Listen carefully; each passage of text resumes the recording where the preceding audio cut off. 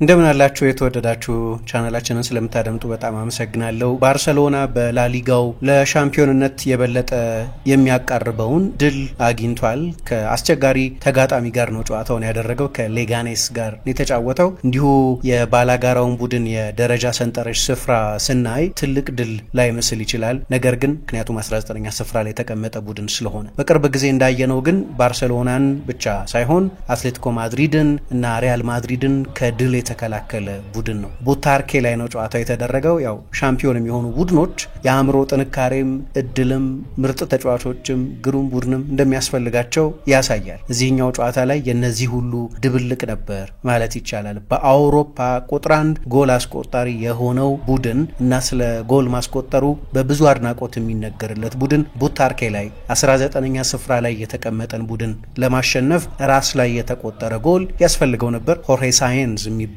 የሌጋኔስ የመሃል ተከላካይ ነው ራሱ ላይ ጎል ያስቆጠረው። ቅድም እንዳልኩት አትሌቲኮ ማድሪድ በሌጋኔስ ተሸንፏል። ሪያል ማድሪድ በሌጋኔስ በዚህ ውድድር ዘመን ተሸንፏል። ባርሴሎናም በመጀመሪያው ጨዋታ እንደዚሁ በዚሁ ቡድን ተሸንፏል። ስለዚህ ያለበት ስፍራ ላለመውረድ የሚሟሟትበት ቦታ ቢሆንም ነገር ግን ለትልልቆቹ ቡድኖች ደጋግሞ ሲፈትን ያየነው ነው። ባርሴሎናም ይኸው ፈተና ገጥሞታል። ደግሞ በሳምንቱ አጋማሽ እንዲያ ካለ የቻምፒየንስ ሊግ ጨዋታ በኋላ ወደ ሊግ ጨዋታ መመለስ ከእንደዚህ አይነት ትልቅ ድል በኋላ ማለት ነው ሃንጎቨር አለው። ብዙ ቡድኖች ይቸገራሉ። በቻምፒየንስ ሊግ አስደናቂ ብቃት ካሳዩ በኋላ በሚመጡ የሊግ ጨዋታዎች ላይ ያንኑ ተመሳሳይ ብቃት ያንኑ ተመሳሳይ ረሃብ ለማሳየትም ይቸገራሉ። በባርሴሎና በኩል እንኳ ይሄ የረሃብ ጉዳይ ወይም የድል መጠማት ችግር አላየሁም።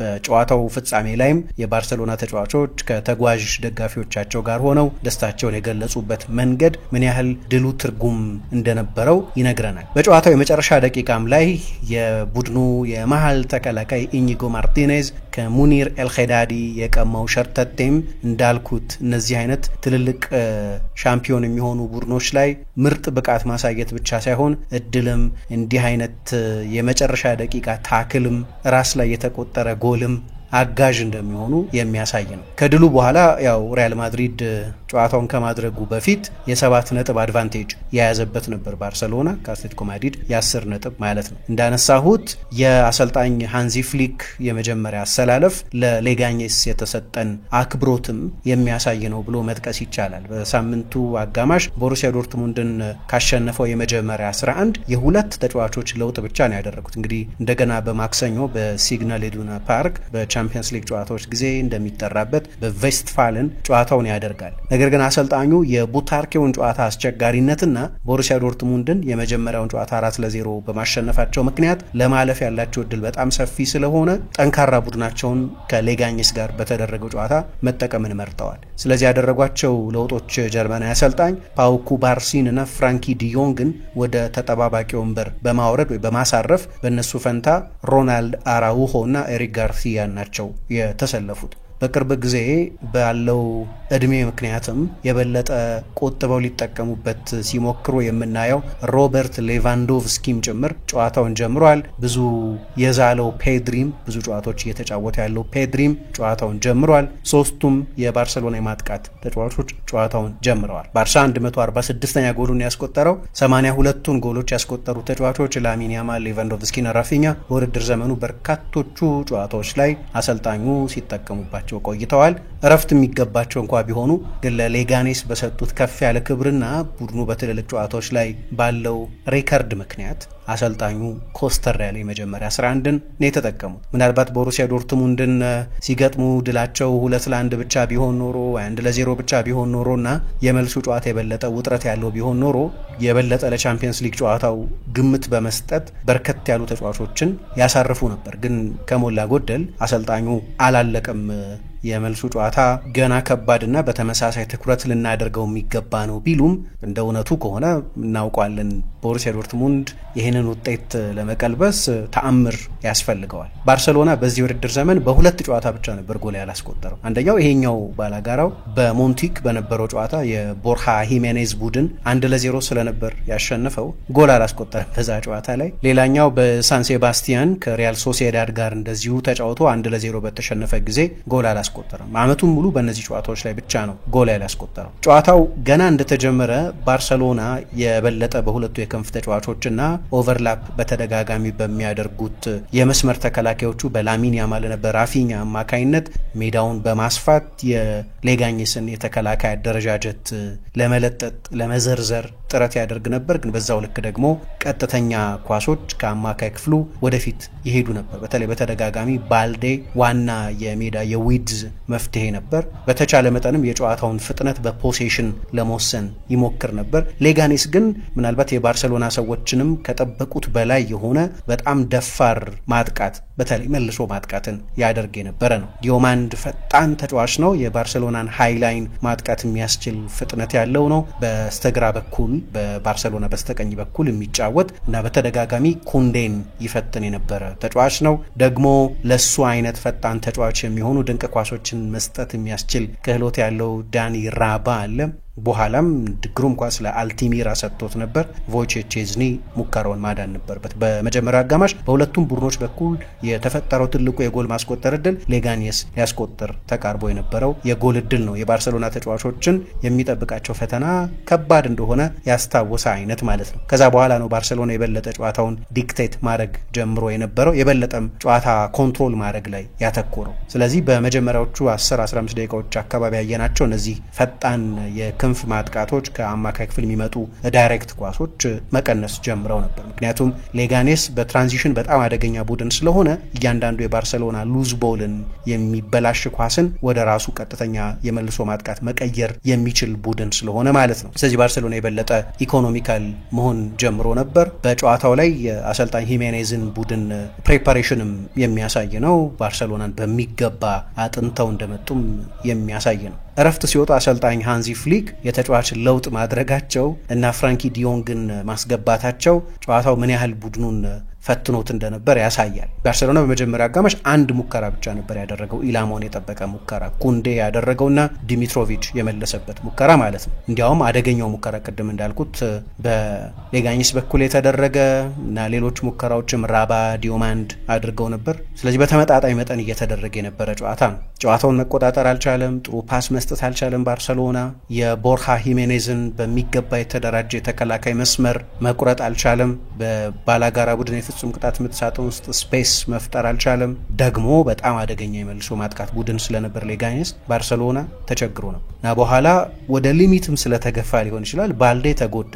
ከአልቲሚራ ጋር በነበረ ብዙ የአንድ ለአንድ አጋጣሚ ይህንን ተጫዋች ለማቆም ስፕሪንት ማድረግ ስለነበረበት ማለት ነው። እንዲያውም የባርሰሎና የተከላካይ መስመር በደንብ ዲስትረስ ስለተደረገ ራፊኛ ወደ ራሱ ሳጥን ሁሉ ተመልሶ ኳስ ሲያጸዳ አይተነዋል። ለዛ ነው አሰልጣኝ ፍራንኪ ዲዮንግ ሁለተኛው አጋማሽ ሲጀመር የበለጠ ለቁጥጥር የሚመች ተጫዋች ለማስገባት የወሰኑት። ሮናልድ አራውሆን ቀይረው ዲዮንግን ያስገቡት። እንዲሁ ስናየው ላይክ ፎር ላይክ አይደለም፣ አንደኛው ተከላካይ አንደኛው አማካይ ነው። ነገር ግን አራውሆ ከወጣ በኋላ የባርሰሎና የአማካይ ተከላካይ ሆኖ ጨዋታውን ጀምሮ የነበረው ኤሪክ ጋርሲያን ወደ ኋላ መለሱትና ከኢኒጎ ማርቲኔዝ ጋር አጣመሩት። ዲዮንግ ከአምበልነቱ ጋር 6 ቁጥር ሆኖ ወደ ሜዳ ገባ ማለት ነው። ሮናልድ አራውሆ አንዳንድ በተለይ ከሃንዚ ፍሊክ አጫወት ጋር የማያስማሙት ቴክኒካዊ ነጥቦች ያሉ ይመስለኛል። አንደኛው የሳቸው ቡድን በኦፍሳይድ ላይ ነው የሚጫወተው። ስለዚህ ከፍተኛ ሪስክ የሚወስድ ስለሆነ የባርሰሎና የኦፍሳይድ የመከላከል መስመር የተናበበ እያንዳንዱ ተጫዋች በትይዩ መስመር ላይ መቆምን የሚጠይቅ ይሆናል። አንዳንድ ጊዜ ለብቻው ተነጥሎ የባላጋራ ቡድን ተጫዋችን በጨዋታ ውስጥ ሲያቆየው እናያለን። ሌላኛው የባርሰሎና አጠቃላይ ዲኤንኤ ደግሞ ከኋላ እየተጫወቱ መውጣት ነው። ከኋላ እየተጫወቱ መውጣትም ላይ ሌሎቹ ተጫዋቾች ላይ የምናየው ቴክኒካዊ ጥራት ይጎድለዋል። ለዚህ ነው በኦልድ ፋሽን መከላከል በጣም ጥሩ ቢሆንም የአየር ላይ ኳስ ዶሚኔት የሚያደርግ ቢሆንም ጥሩ ታክለር ቢሆንም ነገር ግን ባርሰሎና ለሚጫወትበት እንደዚህ አይነቱ ስፔሲፊክ አጫወት ግን በሚገባ የተመቸ ተጫዋች አይመስለኝም። ከኩባርሲ ከጋርሲያ ከኢኒጎ ማርቲኔዝ ጋር ስናነጻጽረው አንዱ ትልቁ ፈተና የነበረው እሱ ይመስለኛል። ስለዚህ አሰልጣኙ ቀይረው አስወጥተውታል። ጠቅላላ ፍላጎታቸውም ጨዋታውን የበለጠ መቆጣጠር የሚያስችል ቴክኒካዊ 6 ቁጥር ማስገባት ነው። ከረፍት እንደተመለሱ ብዙ ሳይቆዩ ነው እንግዲህ የራስ ላይ ተቆጠረ ጎል የተቆጠረው። መጀመሪያ አጋማሽ ቅድም እንዳልኩት ተጎርቶ የነበረው ባልዴን ተክቶ የገባው ጄራርድ ማርቲን ነው።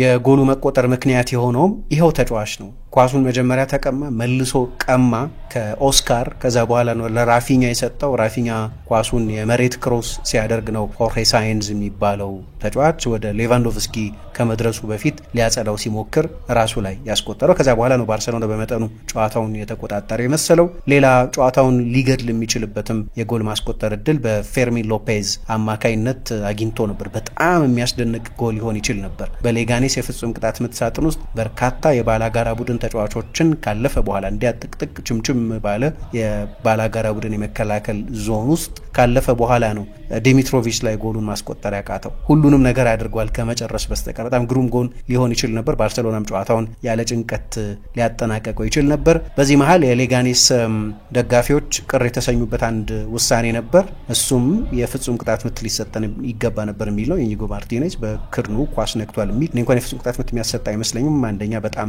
ፕሮክሲሚቲ ያለው፣ ሁለተኛ በሌላ የሰውነቱ ክፍል መጀመሪያ ኳሱን ነክቶት ነበር። ግን ቦርሃ ሂሜኔዝ በዚህ ደስተኛ አልነበሩም። ግን ከዲሚትሮቪች ይልቅ የመጨረሻዎቹን 20 ደቂቃዎች የበለጠ ጫና የነበረበት ቮይቼክ ቼዝኒ ነው። ትልልቅ ሙከራዎች አላዳነም። በእርግጥ ግን የሌጋኔስ አደገኝነት ከባርሰሎና ይበልጥ ነበር። ቀጥሎ ጎል የሚያስቆጥር አንድ ቡድን ካለ ሌጋኔስም ይመስል ነበር። ያው ሌላ አንድ ሙከራ ዲየጎ ጋርሲያ አድርጎ ቮይቼክ ቼዝኒ አድኗል። ግን የጨዋታው ትልቁ ነጥብ ጨዋታው ከመጠናቀቁ በፊት ጎል የማስቆጠርን ያህል ትልቅ ዋጋ የነበረው የባርሰሎና የኮቺንግ ስታፍም የባርሰሎና ተጫዋቾችም ጨዋታው ሲጠናቀቅ ከኢኒጎ ማርቲኔዝ ጋር ደስታቸውን የገለጹበት መንገድ የዛን ቅጽበት ትልቀት የሚያሳይ ይመስለኛል። ሙኒር የቀድሞ የባርሰሎና ተጫዋች ነው። በላማሲያ ያደገ ነው። በጣም ድንቅ ኳስ ነበር የተሰጠው ከቮይቼክ ቼዝኒ ፊት ለፊት የሚያገናኘው አይነት። ግን ኢኒጎ ማርቲኔዝ ከዚህ በፊት ከአርሰናል ጋር ባርሰሎና በጓርዲዮላና በቬንገር ዘመን ማለት ነው ሃቪየር ማሼራኖ ከኒክለስ ቤንትነር እግር ስር በሸርተቴ ወርዶ እንዳጸዳት አይነት ኳስ ያ በጣም ኮንሲኩዌንሻል ታክል ነበር። ምክንያቱም ያ ጎል ቢቆጠር ኖሮ በጨዋታ የመጨረሻ ቅጽበት ላይ ነው። 90 ደቂቃ አልፏል። አርሰናል ያልፍ ነው። ቬንገር እንዲያውም እዛው ሲንበረከኩ አይተናቸዋል። ጓርዲዮላ ደግሞ ከዛ በኋላ ሃቪየር ማሼራኖን የመሀል ተከላካይ አድርጎ እንዲጠቀም ያደረገው ቅጽበት ነበር። ከዛ ጋር ያው የጨዋታው ስኬል የተለያየ ቢሆንም የሸርተቴው አይነትና አስፈላጊነት ደግሞ ጊዜውም ተመሳሳይ ነው። በጨዋታ የመጨረሻ ደቂቃ ላይ የሆነ ነው። ባርሰሎና በዚህ ድሉ ምክንያት አሁን 2025 ከገባ በኋላ አንድም ጨዋታ አልተረታም። ለመጨረሻ ጊዜ የሃንዚ ፍሊክ ቡድን የተሸነፈው 2025 ከመግባቱ በፊት በአትሌቲኮ ደ ማድሪድ በላሊጋ በመጨረሻው ደቂቃ በተቆጠረ ጎል በአሌክሳንደር ሶርሎት ጎል አማካኝነት የተሸነፈበት ጨዋታ ነው ማለት ነው። 24 ጨዋታ ሆኖታል። ከዚያ በኋላ ከነዚህ ጨዋታዎች መካከል በግማሹ ወይ በ12ቱ ጎል ሳይቆጠርበት ነው የወጣው፣ ወይም ክሊን ሺት እየጠበቀ ነው የወጣው። ይህ ምን ማለት ነው?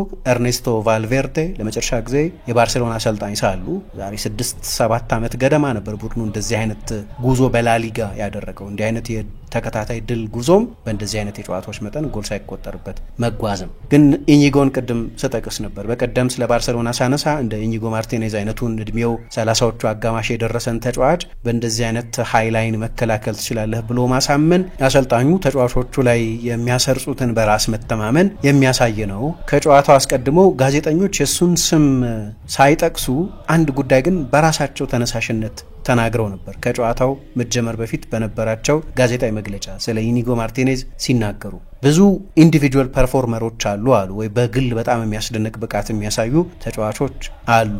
ነገር ግን የኔ ስታፍና ተጫዋቾቻችን በአንድ አይነት ቋንቋ ነው የምንናገረው፣ በአንድ አይነት ረሃብም ነው ቡድኑን የምናዘጋጀው። ለዚህ የሚሆኑ መሪዎች አሉና ኢኒጎ ብለው በስም ጠቀሱት። የእኛን አጫወት አዳፕት ያደረገበት መንገድ እና የሚጫወትበት ደረጃ ያስደንቃል። አን አብሶሉት ሊደር ነው አሉ። ፍጹም አስደናቂ መሪ ነው፣ ለሌሎቹም ጥሩ ምሳሌ የሚሆን ብለው አድንቀውት ነበር። ከጨዋታው በፊት ጋዜጠኞች ኢኒጎ ማርቲኔዝ እንዴት ነው ናም ብለው የሚመራ ጥያቄ ሳይጠይቋቸው ነበር የተናገሩት። በዚህ ውድድር ዘመን ምን ያህል አስፈላጊ እንደሆነ የምታውቁት ባርሰሎና በሁሉም ውድድሮች 49 ጨዋታዎችን ያደረገው በ38ቱ ጨዋታዎች ላይ ኢኒጎ ማርቲኔዝ ጀምሯል። ምናልባት የውድድር ዘመኑ ትልቁ ቅጽበቱ ግን ይሄኛው ሸርተቴው ሳይሆን አይቀርም። በጣም የሚያስደንቅ ነው። ብዙ ጊዜ ስለ ጎል አስቆጣሪዎቹ የባሎንዶር ተስፋ ስላላቸው ከዋክብቱ ስለነ ፔድሪ፣ ስለነ ላሚን ያማል፣ ስለ ሌቫንዶቭስኪ፣ ራፊኛ እንናገራለን። ግን የዚህ ድል ባለቤቶች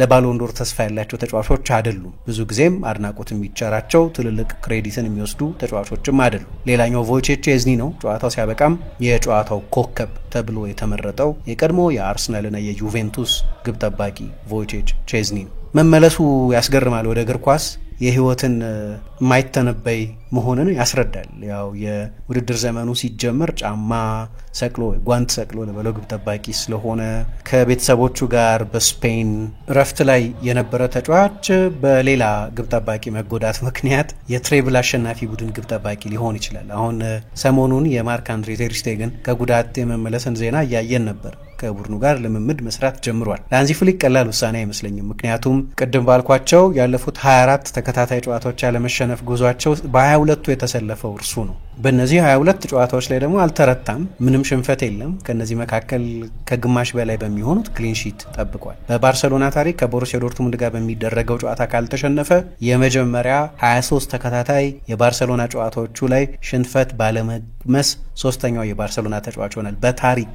አሁን ሶስተኛው ዮሃን ክራይፍ ነው። በተጫዋችነት በመጣበት ጊዜ ታላቁ ዮሃን ክራይፍ፣ በተጫዋችነትም በአሰልጣኝነትም በባርሰሎና ውብ ታሪክ ያለው ዮሃን ክራይፍ 23 ጨዋታ ነበር ያልተሸነፈው። ከዚያ በኋላ ፓውሊኞ ብራዚላዊ አማካይ 25 ጨዋታዎችን፣ ሴስክ ፋብሬጋዝ የመጀመሪያ 30 ጨዋታዎችን አልተሸነፈም። ስለዚህ ይሄ ራሱ በጣም የሚያስደንቅ ነው። ግን በእነዚህ የድል ጉዞዎች ውስጥ ደግሞ የራሱ ትልልቅ ፐርፎርማንሶች ነበሩት። ቱሌ የሚታወስለት ያ በቤንፊካ ስቴዲየም በጆዜ አልቫላዴ በነበረው ጨዋታ 9 ሙከራዎች ያዳነበት ጨዋታ ነበር። የሁለተኛው ዙር የመጀመሪያ ጨዋታ ማለት ነው። ኩባርሲ በቀይ ወጥቶ ባርሰሎና ዘለግ ላለ ጊዜ በ10 ተጫዋች የተጫወተበት ጨዋታ ማለት ነው። ነገር ግን ይሄኛው ጨዋታ እንዳልኩት የሌጋኔሱ ጨዋታ እንዳልኩት ከቴክኒካዊ ጥራት ይልቅ ከጎሎች ማስቆጠር ይልቅ ትልልቅ የጎል ዕድሎች ከመፍጠር ይልቅ የቡድኑን የአእምሮ ጥንካሬ ያየንበት ነው። ለዚህ ነው ኢኒጎ ማርቲኔዝ ጨዋታው ካለቀ በኋላ ሁሉንም ጨዋታ 5 ጎል እኮ እያስቆጠርክ አታሸንፍም ብሎ የተናገረው። መታገል ያስፈልግ ነበር። ለዚህ ነው ሃንዚ ፍሊክም እንዲህ አይነቶቹ ድሎች የአንድን ቡድን የማሸነፍ ስነ ልቦና በመስራት በኩል በጣም አስፈላጊዎች ናቸው ያሉት። ከጨዋታው መጠናቀቅም በኋላ የባርሰሎና ተጫዋቾች የደስታ ስሜትን ማየት ትችላላችሁ። ሃንዚ ፍሊክ ለዚህ ባርሰሎና ብዙ ነገር ጨምረዋል። የእሳቸው ቡድን እንደው የስታይል ጋይድ ብንወስድ ፕሬሲንጉ ያስደንቃል። የኦፍሳይድ ላይን መከላከላቸው አመቱ ሙሉ የተወራበት ነው። ፈጣን ብሬኮች አሏቸው እንደ ራፊኛ፣ ፌርሚን ባሉ ቀጥተኛ ተጫዋቾች። የፔድሪ ጥበብና ሚና አለ። የፉልባኮቻቸው አሲሜትሪካል አጠቃቀም አለ። የሌቫንዶቭስኪ ጎሎች፣ የላሚን ያማል ምትሃቶች አሉ።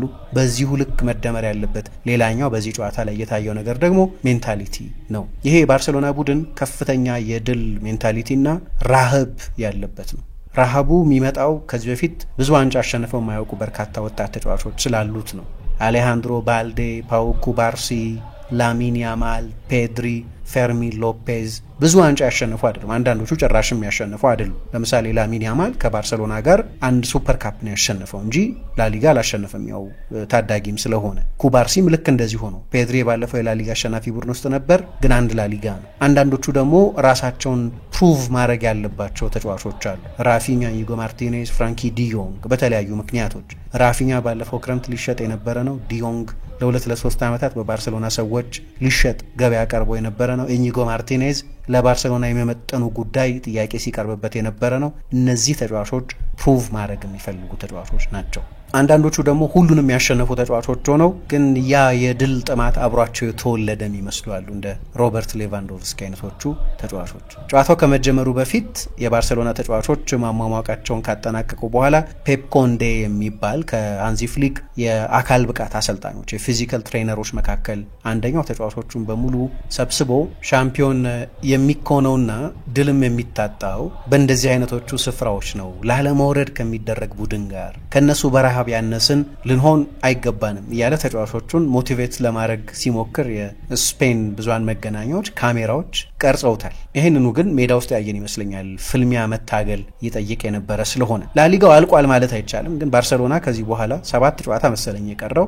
2 ጨዋታ ገደማ መሸነፍ አለበት። እንደው ፉክክሩ አትሌቲኮ ማድሪድን ያካትታል ካልን ደግሞ ከሪያል ማድሪድና ከአትሌቲኮ ማድሪድ ጋር በሄድ ቱ ሄድ የተሻለ ነው። የመልሱ ጨዋታ በእርግጥ የባርሰሎና እና የሪያል ማድሪድ ሌላኛው ኤል ክላሲኮ 30ኛው ሳምንት ላይ ይደረጋል። በነጥብ እኩል ቢሆኑ የሚለየው በሁለቱ ቡድኖች መካከል ባለ ሄድ ቱ ሄድ ውጤት ስለሆነ እንደ ታይ ብሬከር እንደሚሉት ማለት ነው። በዚያ ደግሞ ባርሰሎና ሪያል ማድሪድን የመጀመሪያውን ጨዋታ 4-0 ስላሸነፈ ከዚያ ለመሻል ሪያል ባርሳን 5-0 ምናምን ማሸነፍ አለበት ማለት ነው። አሁን ባለው የሁለቱ ቡድኖች ሁኔታ ይሄ ከባድ ይመስላል። በእርግጥ ቀላል ጨዋታ የለም። በቅርብ ጊዜ እንዳየነው አመቱን ሙሉ ከሜዳው ውጪ ጨዋታ አሸንፎ የማያውቀው የኮርቤራን ቫሌንሲያ በሳንቲያጎ ቤርናቤው አሸንፏል። ስለዚህ ቀላል ጨዋታ የሚባል ነገር የለም። የድሉ ሁኔታ በሂሳባዊ ዋስትና እስኪረጋገጥ ድረስ ፉክክሩ ይቀጥላል። ምክንያቱም ባርሰሎና የሆነ ጊዜ ወደ ዋንጫው የሚመጣ አይመስልም ነበር። በተለይ በዛ በኖቬምበር ወር ከ8 የላሊጋ ጨዋታዎች አንዱን ብቻ ሲያሸንፍና ከሪያል ማድሪድ ጋር ያለው ርቀት እንዲያ ሲሰፋ ማሰብ ያስቸግር ነበር። አሁንም ቢሆን ከባባር ጨዋታዎች አሉ ለሁሉም ቡድኖች ማለት ነው። ስለዚህ ላሊጋው አላለቀም፣ ግን አሁን ባለው ሁኔታ አድቫንቴጅ ባርሰሎና ማለት የምንችል ይመስለኛል። ትልቅ ድል ነው። እንደው ላለመውረድ እየተጫወተ ካለ ቡድን ጋር ተጫውቶ የተገኘ መሆኑን ማሳነስ የሚገባ አይመስለኝም። በጣም ትልቅ ድል ነው። በላሊጋው አናትም ላይ ተደላድሏል።